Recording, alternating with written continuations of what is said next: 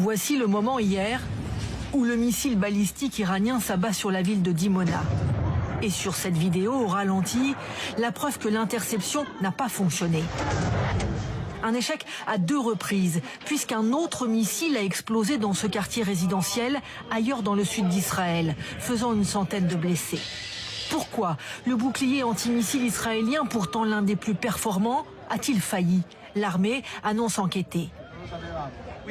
On a eu de très bons taux d'interception, plus de 90%. On va étudier ce qui s'est passé et nous améliorer. Le bouclier israélien se compose de 3 couches successives. D'abord, le dôme de fer, pour intercepter missiles et roquettes d'une portée inférieure à 70 km. Étage intermédiaire, la fronde de David, pour les missiles et drones d'une portée de 300 km. Dernier cercle, le système Arrow est lui prévu pour les missiles d'une portée jusqu'à 2400 km. Un système efficace, mais pas infaillible, surtout lorsque le ciel de l'État hébreu est saturé de projectiles iraniens. Les Israéliens, soudés derrière leur pays, disent avoir conscience de ses limites et les accepter.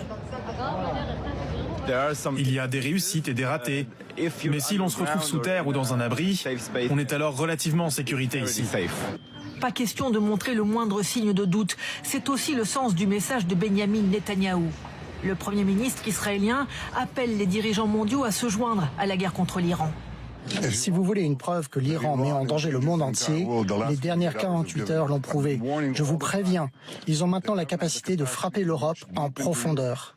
Depuis le début de la guerre, selon l'armée israélienne, l'Iran a tiré 400 missiles balistiques. 4 sont tombés sur des immeubles.